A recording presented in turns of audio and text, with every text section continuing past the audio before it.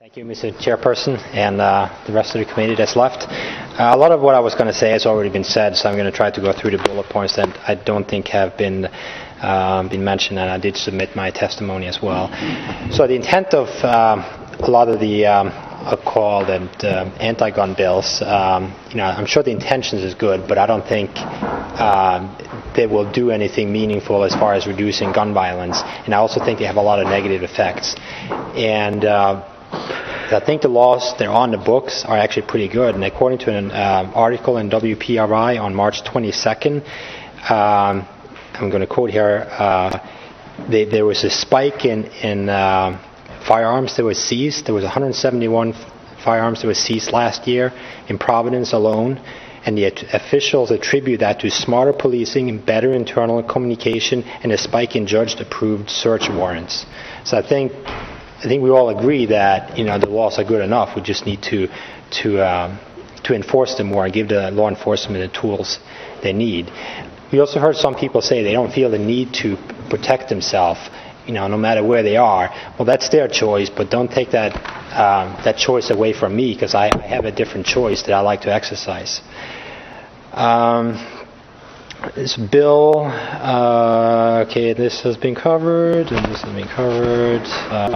Which one I'm going to post to here, but in my testimony. Okay, the school bills, the things that haven't been mentioned, I think, are that school departments would not be able to hire private security firms like other states have chosen to do. If you pass this bill, because it would only be for law enforcement, would be exempt to carry.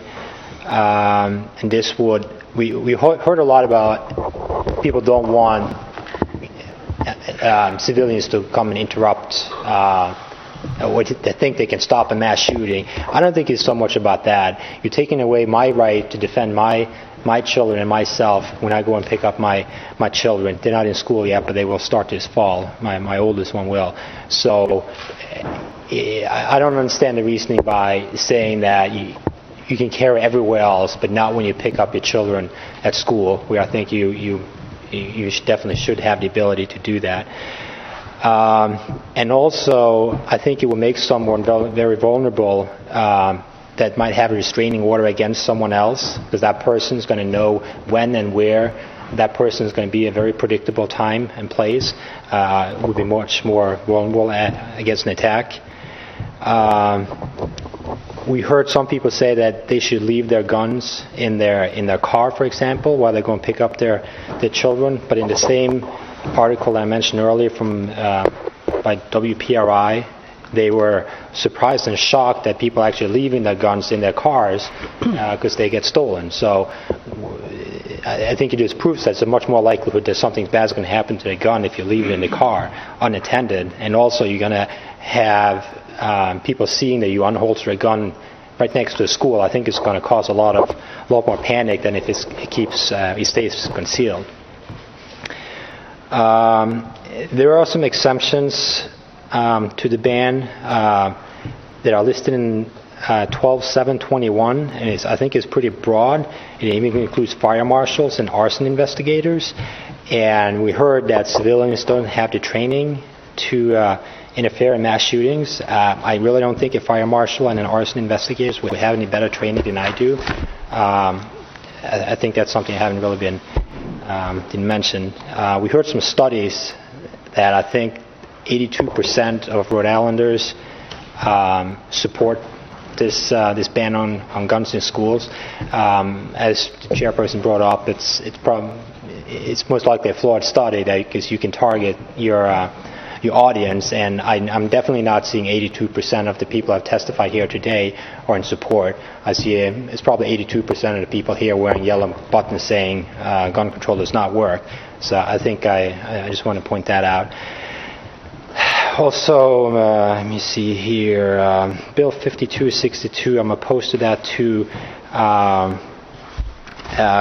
mostly because there's a mandatory sentence of at least 1 year for a violation.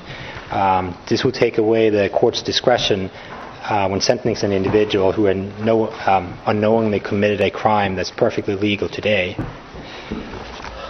On 5263, 53, the minor bills, that has pretty much been covered. I'm opposed to that. I'm opposed to 5347, 5546, 5544, all that's been covered. So I'm just saving a time here. 5866, I'm also opposed to for the same reason, is that there's a mandatory sentence. I'm not a big fan of mandatory sentences because there's always some exceptions to that. And with regards to the AG's permits, they said they approved like 98% of them. I know that's not an accurate number because the people I talked to, it's definitely not in the 98% range they get their permit. But what they do, instead of denying you, they say they're going to deny you, and then they give you the opportunity to withdraw your application, so it doesn't count against their statistics. And I think that's very, very dishonest. And what else do we got here?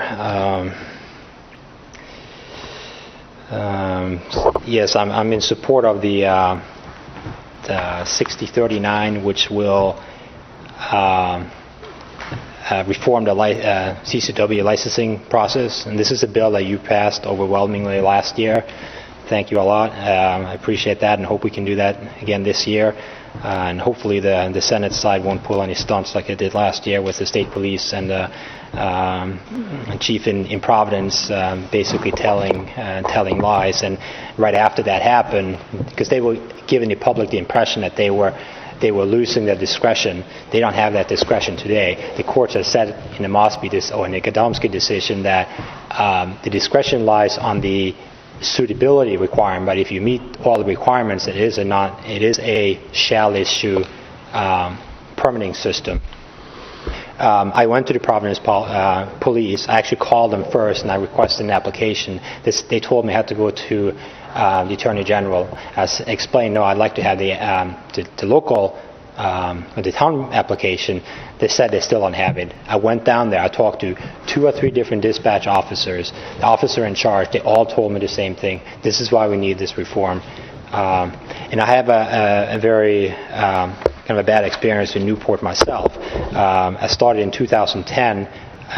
My process to get an application or my permit, they didn't have an application at the time. It took me 2 years to get an application. I had to file suit in Superior Court to get a mandamus. As soon as I filed, the chief magically provided me an application. So he probably had it the whole time. He just wanted to give me a hard time about it. I applied. I was denied, just like many others were denied for following the law. Because he used the wrong standard. He said I didn't demonstrate a need, which I'm sure you all heard. You don't need to have a need to get a license. I appealed, or I petitioned the Rhode Island Supreme Court to review my case, but as you know, that's a discretionary petition, and they just denied it. They had no explanation. They just didn't want to review it. So even if I have a right to get a permit, I did not get it. I still don't have it from Newport, and I have no other recourse. So I think that's. You ever heard people saying that it's going to make it easier to get a permit? That's not the case. It's not an unreasonable bill. We're basically trying to standardize it and give due process. Most of the criteria are the same. We're changing the proper reason, I think, to a lawful reason, and some people mentioned that was lowering the bar, but the Supreme Court has already said that being a gun collector is a proper reason. So I think that bar is set pretty low already, and I can't imagine and a lawful reason being any lower than that. So that's, I think, pretty much concludes my my testimony. I probably forgot something, but you're probably okay with that. So if you have any questions, let me know. Thank you. Any questions for David?